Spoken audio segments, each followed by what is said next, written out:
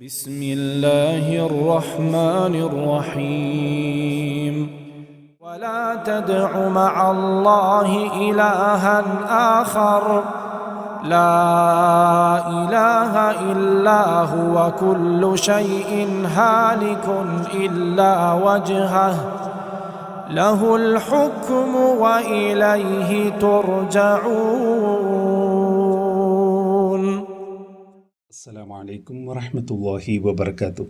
ഖുർആൻ പദം 1336 ദിവസത്തിലേക്ക് എല്ലാവരെയും ഹാർദമായി സ്വാഗതം ചെയ്യുന്നു. വിശുദ്ധ ഖുർആനിലെ 28-ാമത്തെ അധ്യായമായ സൂറത്തുൽ ഖസസിലെ അവസാനത്തെ 87, 88 എന്നീ 2 ആയത്തുകളാണ് ഇന്ന് പഠനവിധേയമാക്കുന്നത്. ക്ലാസ് ആരംഭിക്കുന്നതിനായി ആദരണീയനായ ഡോക്ടർ A.I. വിലായത്തുള്ള സാഹിബിനെ ക്ഷണിക്കുന്നു. അസ്സലാമു അലൈക്കും വറഹ്മത്തുള്ളാഹി വബറകാതുഹു. أعوذ بالله من الشيطان الرجيم. بسم الله الرحمن الرحيم. ولا يصدنك عن آيات الله بعد إذ أنزلت إليك وادع إلى ربك ولا تكونن من المشركين. ولا تدع مع الله إلها آخر لا إله إلا هو كل شيء هالك إلا وجهه له الحكم وإليه ترجعون. صدق الله العظيم. സൂറത്തുൽ ഖസസിലെ അവസാനത്തെ 2 ആയത്തുകൾ 87, 88 എന്നീ ആയത്തുകൾ ആണ് ഞാൻ നിങ്ങളെ കേൾപ്പിച്ചിട്ടുള്ളത്. സൂറത്തുൽ ഖസസ് മക്കയിൽ അവതരിച്ച, പ്രത്യേകിച്ച് എത്യോപ്യയിലേക്കുള്ള മുസ്ലിം സംഘത്തിന്റെ പലായനം കഴിഞ്ഞതിന് ശേഷമുള്ള വളരെ പ്രക്ഷുബ്ധമായ സാമൂഹ്യ സാഹചര്യം മക്കയിൽ നിലനിൽക്കുന്ന ഘട്ടത്തിൽ അവതരിക്കുകയുണ്ടായ സൂറത്താണ്. ഈ സൂറത്തിൽ തുടക്കം മുതൽ ഏകദേശം അതിന്റെ അവസാന ഭാഗം വരെ നീണ്ടു നിൽക്കുന്ന വിധത്തിൽ ഒരു ദീർഘമായൊരു വിവരണം മൂസാ അലൈഹിസ്ലാമിന്റെ ദൗത്യ നിർവഹണവുമായി ബന്ധപ്പെട്ടുകൊണ്ടുള്ള അദ്ദേഹത്തിന്റെ ജീവിതത്തെ അടയാളപ്പെടുത്തുന്ന വിധത്തിൽ നമുക്ക് നൽകപ്പെടുകയുണ്ടായി. മൂസാ അലൈഹിസ്ലാമിന്റെ ചരിത്ര വിവരണം അവിടെ നിർവഹിക്കപ്പെടുന്നത് മക്കയിലെ ആളുകൾ സ്വീകരിച്ചുകൊണ്ടിരിക്കുന്ന അവരുടെ നബി സല്ലല്ലാഹു അലൈഹി വസല്ലമയോട് അവര് സ്വീകരിച്ചുകൊണ്ടിരിക്കുന്ന നിലപാടിന്റെ പശ്ചാത്തലത്തിൽ മക്കയിലെ മുശ്രിക്കുകളെ ചില കാര്യങ്ങൾ ബോധ്യപ്പെടുത്തുക എന്നതോടൊപ്പം തന്നെ മുഹമ്മദ് നബി സല്ലല്ലാഹു അലൈഹി വസല്ലമയെയും അദ്ദേഹത്തെ പിന്തുണച്ചുകൊണ്ട് നിലകൊള്ളുന്ന ആളുകളും അവരെയും ചില കാര്യങ്ങൾ ബോധ്യപ്പെടുത്തുന്ന വിധത്തിലാണ് ഈ സൂറത്തിന്റെ ഉള്ളടക്കങ്ങൾ നിശ്ചയിക്കപ്പെട്ടിരിക്കുന്നത്. ഇതിന്റെ അവസാന ഭാഗത്ത് മക്കയിലെ ആളുകളുടെ നബി സല്ലല്ലാഹു അലൈഹി വസല്ലമയുടെ നുബുവത്തിനെ അവര് അംഗീകരിക്കാതിരിക്കുന്നതിന്റെ ശരിയായ കാരണം എന്താണ് എന്നത് വെളിപ്പെടുത്തുകയും അവര് എത്ര ഫലശൂന്യമായ ദുർബലമായ ന്യായങ്ങളാണ് ഉന്നയിച്ചുകൊണ്ടിരിക്കുന്നത് എന്നത് വെളിപ്പെടുത്തുകയൊക്കെ ചെയ്യുകയാണ് അല്ലാഹു സുബ്ഹാനഹു വ തആല. അതിന്റെ ഏറ്റവും അവസാന ഭാഗത്താണ് നമ്മൾ എത്തി നിൽക്കുന്നത്. നബി സല്ലല്ലാഹു അലൈഹി വസല്ലം ഒരിക്കലും തന്നെ ഈ ഖുർആൻ തന്നില് ചുമത്തപ്പെടും, തന്റെ ഉത്തരവാദിത്വമായിട്ട് ഈ ഖുർആന്റെ ദൗത്യ നിർവഹണം തന്നെ ഏൽപ്പിക്കപ്പെടും എന്ന കാര്യം കരുതിയിരുന്നതല്ല, അത് കാത്തിരുന്നതല്ല. അള്ളാഹുവിന്റെ ദൂതനായി നിയോഗിക്കപ്പെടും എന്ന ഒരു പ്രതീക്ഷയിൽ അതിനുവേണ്ടി തയ്യാറെടുത്തുകൊണ്ട് നിന്ന ഒരാളായിരുന്നില്ല. മറിച്ച് ദൈവികമായ കാരുണ്യത്തിന്റെയും അനുഗ്രഹത്തിന്റെയും ഒക്കെ രീതിയിൽ നബി സല്ലല്ലാഹു അലൈഹി വസല്ലം അതിനുവേണ്ടി തെരഞ്ഞെടുക്കപ്പെടുകയും അള്ളാഹു ഈ ഖുർആന്റെ പ്രായോഗിക രൂപത്തിൽ അത് കൊണ്ടുവരുന്ന, അത് ജനങ്ങളിലേക്ക് എത്തിക്കുന്ന കാര്യം അള്ളാഹു സ്വന്തം നിലക്ക് നബി സല്ലല്ലാഹു അലൈഹി വസല്ലം ഒട്ടും പ്രതീക്ഷിച്ച് നിൽക്കാതെ അദ്ദേഹത്തെ ചുമതലപ്പെടുത്തിയിട്ടുള്ള ഒരു കാര്യമാണ്. ഒരിക്കലും തന്നെ ഈ കിതാബ് തന്നിൽ അവതരിപ്പിക്കപ്പെടും, അതിന്റെ ചുമതല തന്നെ ഏൽപ്പിക്കും എന്ന നിലക്ക് അങ്ങനെ ഒരു പ്രതീക്ഷയോ കണക്കുകൂട്ടലോ കാത്തിരിപ്പോ ഉള്ള വിധത്തിലല്ല നബി സല്ലല്ലാഹു അലൈഹി വസല്ലമയെ സംബന്ധിച്ചിടത്തോളം അത് സംഭവിച്ചിട്ടുള്ളത്.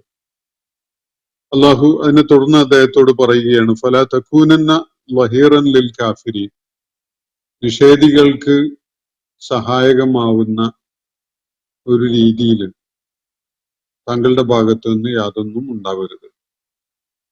താങ്കളുടെ നിലപാടുകളോ പ്രതികരണങ്ങളോ ഒന്നും തന്നെ കാഫിറുകൾക്ക് ലഹീറാകുന്ന വിധത്തിൽ, കാഫിറുകൾക്ക് എന്തെങ്കിലും നിലക്ക്, നിഷേധികൾക്ക് എന്തെങ്കിലും നിലക്ക് ഒരു പിടിവള്ളി ഉണ്ടാക്കി കൊടുക്കുന്ന, അവരെ സഹായിക്കുന്ന വിധത്തിലുള്ള ഒരു നിലപാട് ആവരുത് എന്നാണ് അള്ളാഹു ഒരു താക്കീദിന്റെ രീതിയിൽ നബി സല്ലല്ലാഹു അലൈഹി വസല്ലമയോട് പറയുന്നത്. പല നിലക്കും അതുണ്ടാവാം.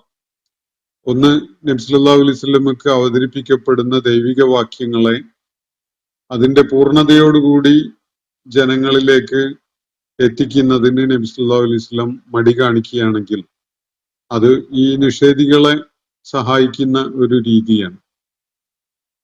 അതുപോലെ തന്നെ ഈ ദൈവിക സന്ദേശം എത്തിക്കാൻ നബി സല്ലല്ലാഹു അലൈഹി വസല്ലം മടി കാണിക്കുകയോ അത് ഉയർത്തിപ്പിടിച്ച് അതിനു വേണ്ടി നിലകൊള്ളാതിരിക്കുകയോ ഒക്കെ ചെയ്യുകയാണെങ്കിൽ അതൊക്കെ ഈ കാഫിറുകൾക്കുള്ള ഒരു സഹായമായി മാറുന്ന വിധത്തിലാണ് പരിണമിക്കുക.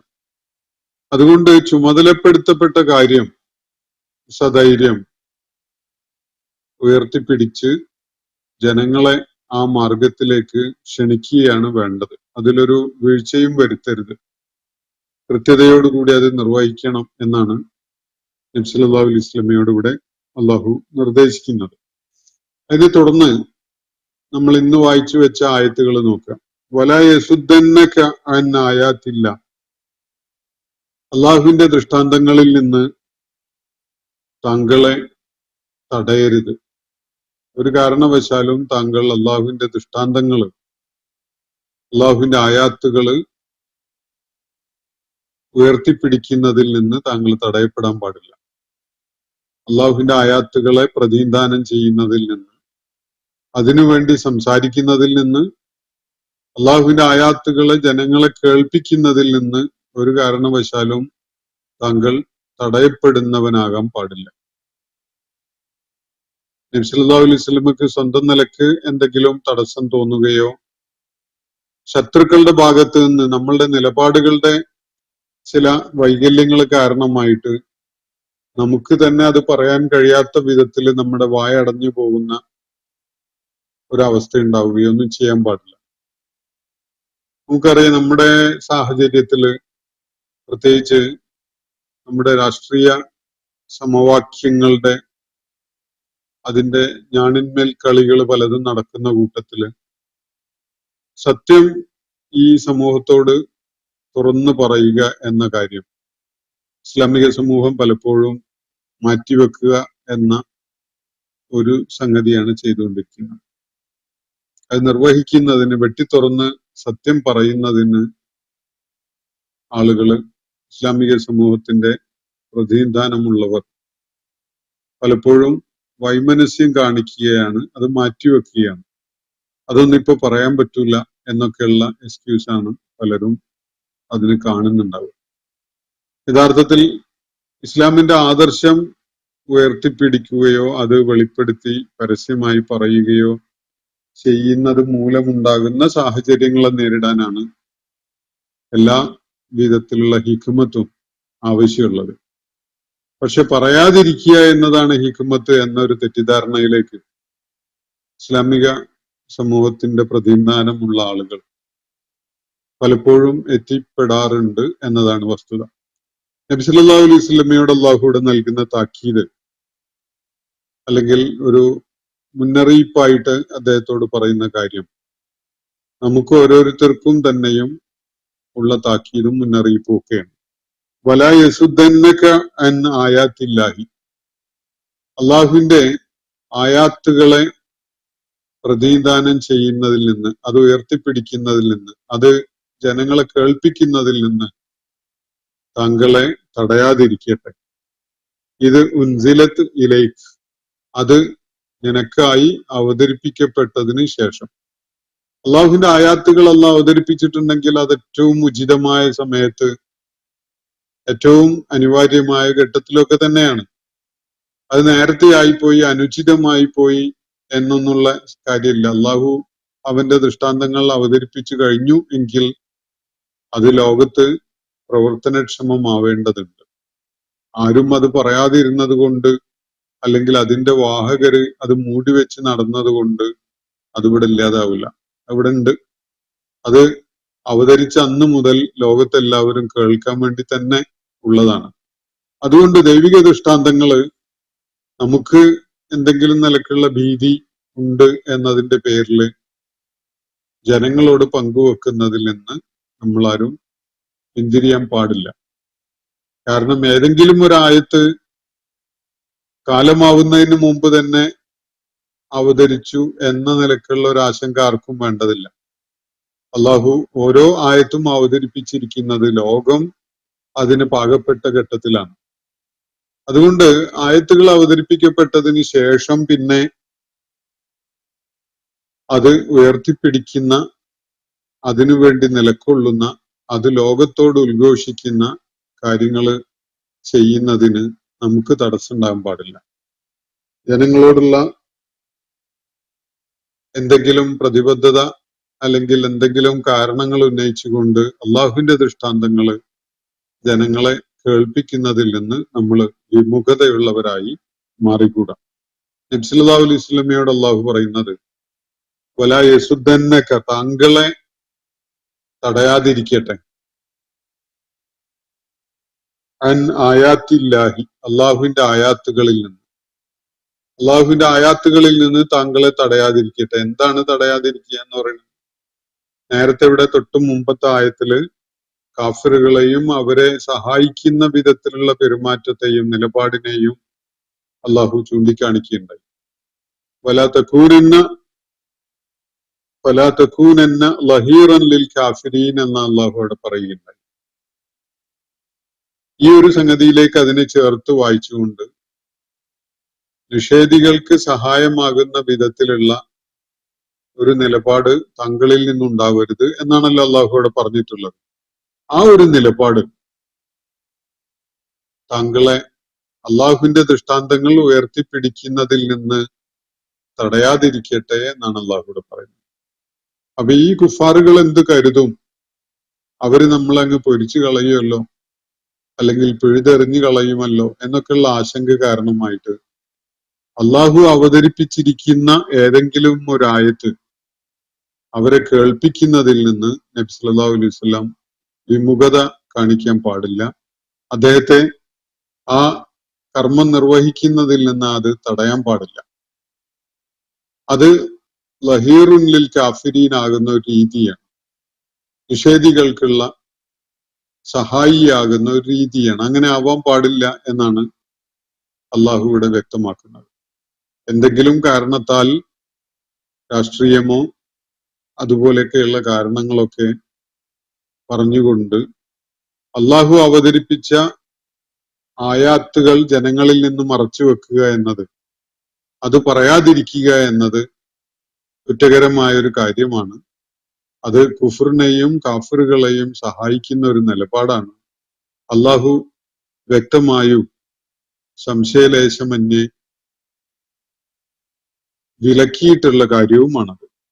വലാ യസുദ്ദന്നക അൻ ആയാത്തില്ല, അള്ളാഹുവിന്റെ ദൃഷ്ടാന്തങ്ങളിൽ നിന്ന് താങ്കളെ ഈ നിലപാട് അല്ലെങ്കിൽ ഈ ഒരു കാര്യം തടഞ്ഞു നിർത്താതിരിക്കട്ടെ. ബഅദ ഇത് ഉൻസിലത്ത് ഇലൈക, അത് താങ്കൾക്കായി അവതരിപ്പിക്കപ്പെട്ടതിന് ശേഷം. മറിച്ച് എന്താ ചെയ്യേണ്ടത്? വദു ഇലാ റബ്ബിക, മറിച്ച് നീ നിന്റെ റബ്ബിന്റെ മാർഗത്തിലേക്ക് ക്ഷണിക്കുക, ആളുകളെ വിളിക്കുക, റബ്ബിന്റെ മാർഗത്തിലേക്ക് വിളിച്ചുകൊണ്ടേയിരിക്കുക. അത് അവരെ പ്രകോപിപ്പിക്കും, അവര് ശത്രുക്കളായിട്ട് തങ്ങളെ വിഴുങ്ങിക്കളയാൻ വേണ്ടി വരും എന്നൊക്കെയുള്ള പല ആശങ്കകളും ഭയപ്പെടുത്തുന്ന പല കാര്യങ്ങളൊക്കെ പലരും പറഞ്ഞുകൊണ്ടിരിക്കുന്നുണ്ടാവും. പക്ഷെ ഇത് നമ്മളെക്കാൾ അറിയുന്നവനാണല്ലോ അള്ളാഹു. അവന്റെ ആയാത്തുകൾ അവൻ അവതരിപ്പിച്ചിട്ടുള്ളത് അവന്റെ തികഞ്ഞ യുക്തിബോധത്തിന്റെ അടിസ്ഥാനത്തിലാണ്. അതിന്റെ ഔചിത്യബോധം തികഞ്ഞ വിധത്തില് അവനുള്ളത് കൊണ്ടാണ് അതിനേറ്റവും ചേർന്ന അനുയോജ്യമായ സമയത്ത് അവൻ അവന്റെ ആയാത്തുകൾ അവതരിപ്പിച്ചിട്ടുള്ളത്. ഇനി ആർക്കും അത് മൂടിയിടാൻ പറ്റൂല. അതിന് ലോകം പാകപ്പെട്ടു എന്ന ഒരു ഘട്ടത്തിലാണ് അള്ളാഹു അവന്റെ ആയാത്തുകൾ അവതരിപ്പിച്ചിട്ടുള്ളത്. അത് നമുക്ക് അസൗകര്യം ഉണ്ടാക്കും, നമുക്ക് എന്തെങ്കിലും നിലക്കുള്ള ഒരു പ്രയാസം സൃഷ്ടിക്കും എന്നൊന്നും കരുതി നമ്മൾ ലോകത്തോട് അള്ളാഹുവിന്റെ ആയാത്തുകൾ ഉദ്ഘോഷിക്കുന്നതിൽ നിന്ന് വിമുഖതയുള്ളവരായി മാറാൻ പാടില്ല. മറിച്ച് വദഉ ഇലാ റബ്ബിക, നീ നിന്റെ റബ്ബിന്റെ മാർഗത്തിലേക്ക്, സത്യമാർഗത്തിലേക്ക് അവരെ ക്ഷണിക്കുക, ആളുകളെ ക്ഷണിക്കുക, അവരെ വിളിക്കുക. വലാ തകൂനന്ന മിനൽ മുശ്രിക്കീൻ, അള്ളാഹുവിൽ പങ്കുചേർക്കുന്ന അള്ളാഹുവിന്റെ ദിവ്യത്വത്തെ ഉൾക്കൊള്ളുന്ന, അതിനു പകരം മറ്റു ചിലരെ കൂടി സമാനമായ വിധത്തില് ഭയപ്പെടുകയും അവരോട് ഭക്തി കാണിക്കുകയും ചെയ്യുന്നവനായിട്ട് നീ മാറരുത്. ഇവിടെ അള്ളാഹുവിനെയാണ് ഭയപ്പെടേണ്ടത്. അതിനു പകരം നാട്ടിലെ ഭരണ സംവിധാനത്തിനെയോ നിയമവ്യവസ്ഥയെയോ അതുപോലെ ഭരണം നടത്തുന്ന സംഘടനയെയോ ഭരണത്തിന് തലപ്പത്തുള്ള ആളുകളെയോ ഒക്കെ ഭയപ്പെട്ടുകൊണ്ട് പറയേണ്ട കാര്യം പറയേണ്ട സമയത്ത് പറയാതിരിക്കുക എന്ന ഒരു രീതിയിലേക്ക് പോയിക്കൊണ്ട് നിഷേധികളെ സഹായിക്കുന്നവനായിട്ട് നീ മാറരുത് എന്നാണല്ലോ അള്ളാഹു ഇവിടെ പറയുന്നത്. ചിലത് പറയാതിരുന്നാൽ, ചിലത് ആവശ്യമില്ലെങ്കിൽ പോലും ആവർത്തിച്ച് പറഞ്ഞുകൊണ്ടിരിക്കുകയും ചെയ്താൽ നിഷേധികളെ സഹായിക്കലാകും, സത്യം മൂടിവെക്കലാകും, അതുപോലെ കാഫറുകൾക്ക് ലഹീറായി മാറുന്ന ഒരു ശൈലി സ്വീകരിക്കുന്ന ആളായിട്ട് മാറും. അള്ളാഹുവിടെ നബി സല്ലല്ലാഹു അലൈഹി വസല്ലമയോടാണല്ലോ പറയുന്നത്, വലാ തകൂനന്ന മിനൽ മുശ്രിക്കീൻ, താങ്കൾ ഒരു കാരണവശാലും മുശ്രിക്കുകളിൽ പെട്ടുപോകരുത്. എന്താണ് ഈ പറഞ്ഞതിന്റെ അർത്ഥം? ശിർക്കിനെതിരെ തൗഹീദ് ഉദ്ഘോഷിക്കുന്നതിന് വേണ്ടി നിയോഗിക്കപ്പെട്ട പ്രവാചകനോടാണ് അള്ളാഹു പറയുന്നത് വലാ തകൂനന്ന മിനൽ മുശ്രിക്കീൻ എന്ന് പറഞ്ഞാൽ, അള്ളാഹു അവതരിപ്പിച്ചിരിക്കുന്ന ഒരു ആയത്ത് ജനങ്ങളെ കേൾപ്പിക്കുന്നതിന് നബി സല്ലല്ലാഹു അലൈഹി വസല്ലമക്ക് തടസ്സമാവുന്നത് ജനങ്ങള് ശത്രുതയോടുകൂടി പെരുമാറും, താൻ ആക്രമിക്കപ്പെടും, അല്ലെങ്കിൽ ഇവിടുത്തെ തലയെടുപ്പുള്ള ആളുകള് ഇത് അംഗീകരിക്കാൻ പോകുന്നില്ല, അവര് തനിക്കെതിരിൽ ഉറഞ്ഞു തുള്ളും എന്നൊക്കെയുള്ള ഭീതിയാണെങ്കിൽ അള്ളാഹുവിനെ മാത്രം ഭയപ്പെടുക എന്ന ഒരു നിലപാടിൽ നിന്നും മാറി താങ്കൾ ഇവരെയൊക്കെ ഭയപ്പെടുക എന്ന ശിർക്കിന്റെ നിലപാടിലേക്ക് വന്നു പോകും. അങ്ങനെ ഉണ്ടാവരുത്. അള്ളാഹുവിനെയാണ് ഭയപ്പെടേണ്ടത്. അള്ളാഹു ഒരു കാര്യം ചുമതലപ്പെടുത്തിയിട്ട് അത് നിർവഹിക്കുന്നതിൽ വീഴ്ച വരിക എന്നത് ഭയപ്പാടുണ്ടാക്കുന്ന കാര്യമല്ല. മറിച്ച് അള്ളാഹു ആവശ്യപ്പെട്ട സംഗതി ജനങ്ങളെ കേൾപ്പിക്കുന്നത് ഉണ്ടാക്കുന്ന പ്രതികരണം, അതിന്റെ പേരിലാണ് ഭയം ഉണ്ടാവുന്നത് എങ്കിൽ ഇവിടെ അള്ളാഹുവിന്റെ നിർദ്ദേശത്തിന്റെ പ്രാധാന്യം ഒന്ന് വീണ്ടും മനസ്സിലാക്കി നോക്കൂ. വലാ തകൂനന്ന മിനൽ മുശ്രിക്കീൻ, അത് തന്നെയാണ് ഇവിടെ ശിർക്ക്. അതുകൊണ്ട് ആ ശിർക്ക് ചെയ്യുന്നവനാകരുത് എന്നാണ് അള്ളാഹു ഇവിടെ ചൂണ്ടിക്കാണിക്കുന്നത്. അള്ളാഹു അവതരിപ്പിച്ചിരിക്കുന്ന ആയാത്തുകള് അള്ളാഹു താങ്കളെ ചുമതലപ്പെടുത്തിയിട്ടുള്ളതാണ്. അതിനുവേണ്ടി അള്ളാഹു ഇവിടെ ഉപയോഗിച്ചിരിക്കുന്ന വാക്ക് ഇന്നല്ലദീ ഫറള അലൈക്കൽ ഖുർആൻ എന്നാണ്.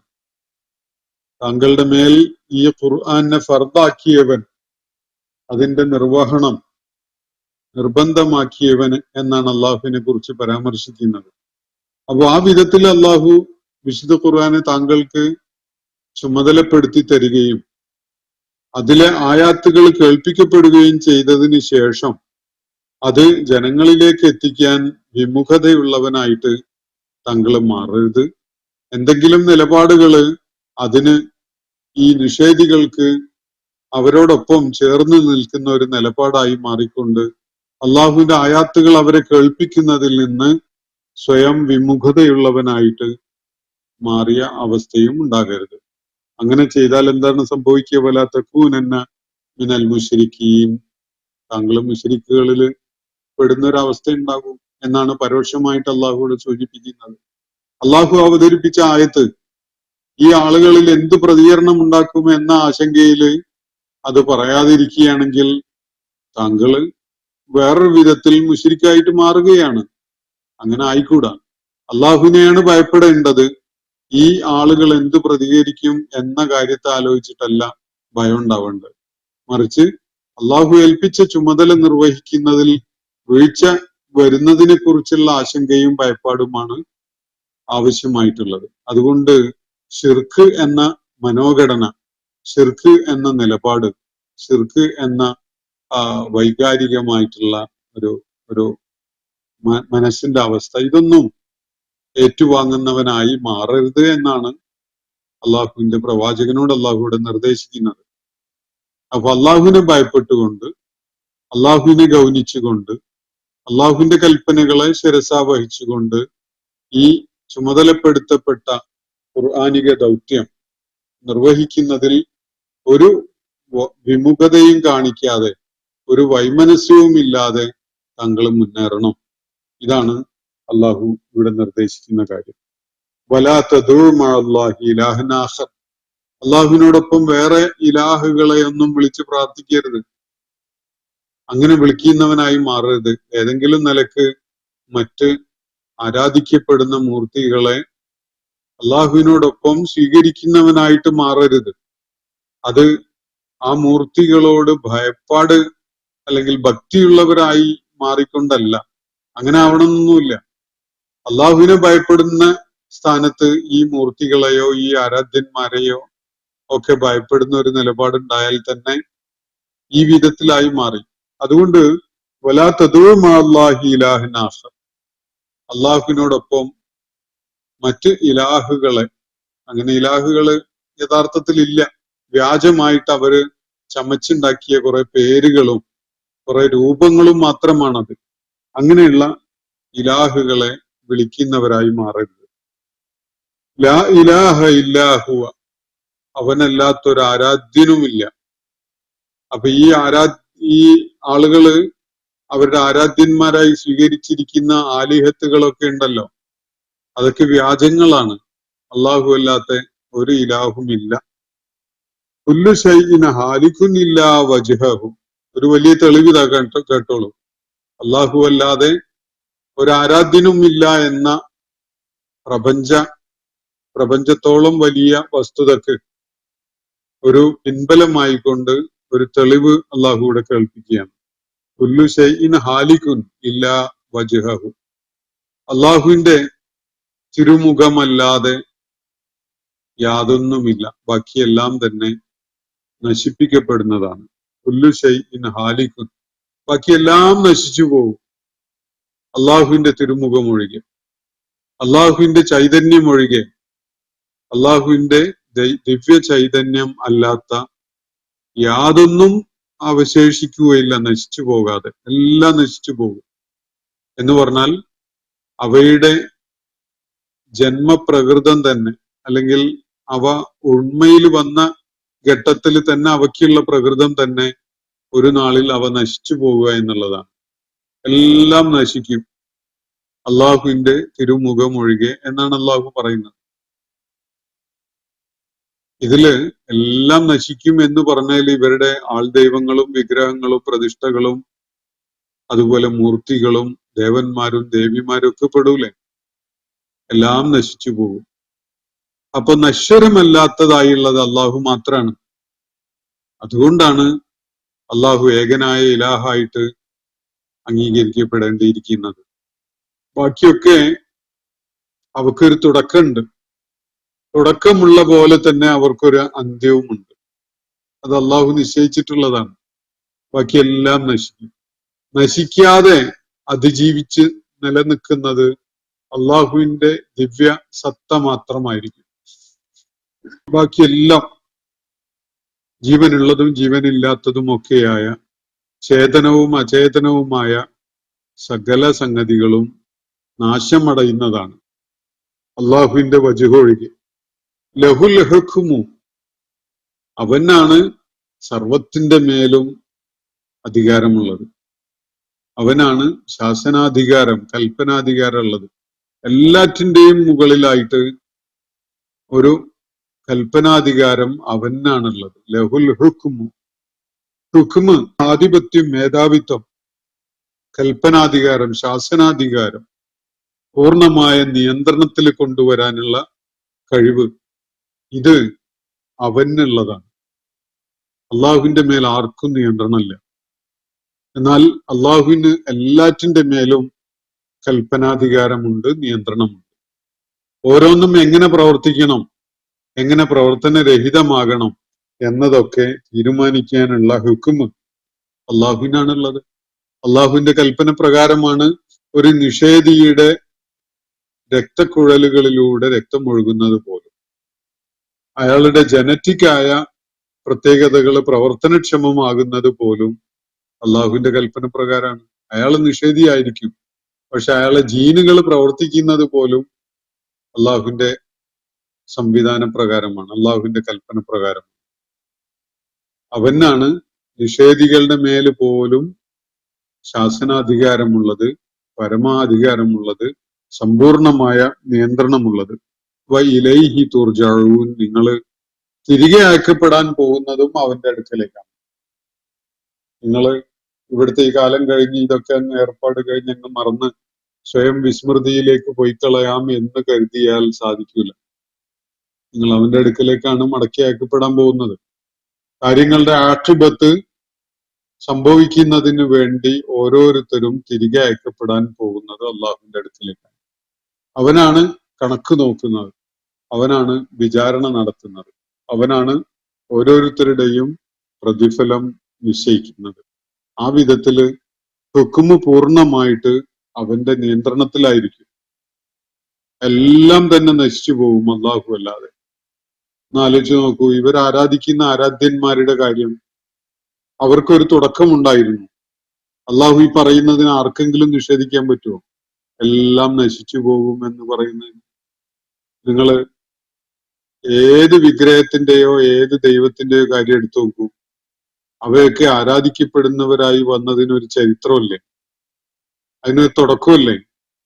ചരിത്രത്തിന്റെ, സമയത്തിന്റെ തന്നെ, കാലത്തിന്റെ തന്നെ തുടക്കത്തിൽ അവയൊന്നും ആരാധിക്കപ്പെട്ടിരുന്നില്ല. ഓരോ സംസ്കാരങ്ങളുടെയും നാഗരികതകളുടെയും ഒക്കെ പശ്ചാത്തലത്തില് രംഗത്ത് വന്നിട്ടുള്ളതാണ് ഓരോ ആരാധനാമൂർത്തിയും. ഒരു തുടക്കമുണ്ട്. ഇനി അവ നശിച്ചു പോകുമോ എന്നുള്ള കാര്യം ഒന്ന് പരിശോധിച്ച് നോക്കൂ. എത്ര എത്ര ദൈവങ്ങൾ പൗരാണിക കാലങ്ങളിൽ ജനങ്ങൾ ആരാധിച്ചതായിട്ടുണ്ടായിരുന്നു. അവയൊക്കെ മണ്ണടിഞ്ഞു പോയില്ലേ? അവയെക്കുറിച്ചുള്ള സ്മരണ പോലും പൂർണ്ണമായി നശിച്ചിട്ടില്ലേ പല ദൈവങ്ങളുടെയും കാര്യത്തിൽ? ഈ ദൈവങ്ങളുടെ പേരിൽ ഉണ്ടാക്കി വെച്ചിരുന്ന രൂപങ്ങള്, വിഗ്രഹങ്ങളൊക്കെയും പലപ്പോഴായിട്ട് തകർന്നു പോയിട്ടില്ലേ, നശിച്ചു പോയിട്ടില്ലേ? ഇപ്പോ ആരാധിക്കപ്പെടുന്ന മൂർത്തികളുടേതും നശിച്ചു പോകും ആ വിധത്തില് എന്നതിന് ആർക്കെങ്കിലും വല്ല സംശയമുണ്ടോ? എന്നിട്ടാണ് നിങ്ങൾ നിത്യനായ അള്ളാഹുവിനോടൊപ്പം ഈ മൂർത്തികളെ ആരാധിച്ചുകൊണ്ടിരിക്കുന്നത് എന്നതാണ് അള്ളാഹു ഉന്നയിക്കുന്ന ചോദ്യം. നശ്വരമാണ് കൂട്ടരെ അള്ളാഹു അല്ലാത്ത എല്ലാം തന്നെ. നശ്വരമായതിനെ ആരാധിക്കാൻ പറ്റൂ, നശ്വരമായതിനോട് പ്രാർത്ഥിക്കാൻ പറ്റൂ? നശ്വരമായതിന് ഭൂതകാലം അറിയുമോ? അവയ്ക്ക് വർത്തമാനകാലം അറിയുമോ? ഭാവി അറിയുമോ? എന്ത് അടിസ്ഥാനത്തിലാണ് നിങ്ങൾ അവ നിങ്ങളെ സഹായിക്കുമെന്ന് പ്രതീക്ഷിച്ചുകൊണ്ടിരിക്കുന്നത്? ഇതൊക്കെയും നശിച്ചു പോകും. എന്റെ റബ്ബിന്റെ തിരുമുഖമല്ലാതെ, ദിവ്യ ചൈതന്യമല്ലാതെ ബാക്കിയെല്ലാം നശിച്ചു പോകും. എന്നിട്ട് ആ നശിച്ചു പോകുന്നവയാണ് നിങ്ങൾ ദിവ്യത്വമുള്ള ശക്തികൾ എന്ന നിലക്ക് അള്ളാഹുവിനോടൊപ്പം പൂജിക്കുകയും ആരാധിക്കുകയും ഒക്കെ ചെയ്തുകൊണ്ടിരിക്കുന്നു. ഇതാണ് അള്ളാഹു ഈ സൂറത്തിന്റെ അവസാനത്തില് നബി സല്ലല്ലാഹു അലൈഹി വസല്ലമക്കുള്ള നിർദ്ദേശം എന്ന നിലക്ക്, അദ്ദേഹത്തിനോടുള്ള കൽപ്പനകൾ എന്നുള്ള നിലക്ക് പരോക്ഷമായിട്ട് സകല മനുഷ്യരെയും കേൾപ്പിച്ചുകൊണ്ടിരിക്കുന്നത്. ഈ സൂറത്ത് അവസാനിക്കുന്നത് അങ്ങനെയാണ്. ഈ സൂറത്ത് മുന്നോട്ട് വെക്കുന്ന മുഖ്യമായ പ്രമേയം അള്ളാഹുവിന്റെ ഏകത്വമാണ്. മുഹമ്മദ് നബി സല്ലല്ലാഹു അലൈഹി വസല്ലമയുടെ പ്രവാചകത്വവുമാണ്. അതുമായി ബന്ധപ്പെട്ടുകൊണ്ടുള്ള ചില ന്യായങ്ങള്, ചരിത്രത്തിലെ ചില സംഭവങ്ങളെ മുൻനിർത്തിക്കൊണ്ട് അള്ളാഹു നമ്മെ കേൾപ്പിക്കുകയായിരുന്നു ഈ സൂറത്തിൽ എന്ന് കാണാൻ കഴിയും. ഈ സൂറത്തിന്റെ പഠനം ഇവിടെ അവസാനിക്കുകയാണ്. നമ്മൾ 88 ആയത്തുകളുള്ള ഈ സൂറത്തുമായി ബന്ധപ്പെട്ടുകൊണ്ടുള്ള ചോദ്യങ്ങള്, നിരീക്ഷണങ്ങള്, വ്യത്യസ്തമായ അഭിപ്രായങ്ങള്, വിമർശനങ്ങൾ, ഇതിനൊക്കെയുള്ള അവസരമായിട്ട് 2 ദിവസം മാറ്റിവെച്ചിരിക്കുകയാണ്. താല്പര്യമുള്ള എല്ലാവരും അതിൽ ഈ അവസരം പ്രയോജനപ്പെടുത്തിക്കൊണ്ട് ചോദ്യങ്ങൾ ഉന്നയിക്കുകയും വ്യത്യസ്തമായ വീക്ഷണങ്ങൾ ഉണ്ടെങ്കിൽ അത് പങ്കുവെക്കുകയൊക്കെ ചെയ്യണം. അള്ളാഹു എല്ലാവരെയും അനുഗ്രഹിക്കുമാറാവട്ടെ. വാഖിർ ദഅവാന അനിൽ ഹംദുലില്ലാഹി റബ്ബിൽ ആലമീൻ. അസ്സലാമു അലൈക്കും വറഹ്മത്തുള്ളാഹി വബറകാതുഹു. ഇന്നത്തെ ഖുർആൻ പദം ഇവിടെ സമാപിക്കുന്നു. ഖുർആൻ പഠനത്തിൽ പങ്കെടുത്ത എല്ലാവർക്കും അല്ലാഹു അർഹമായ പ്രതിഫലം നൽകി അനുഗ്രഹിക്കട്ടെ. വആഖിർ ദഅവാന അനിൽ ഹംദുലില്ലാഹി റബ്ബിൽ ആലമീൻ. അസ്സലാമു അലൈക്കും വറഹ്മത്തുള്ളാഹി വബറകാതുഹു.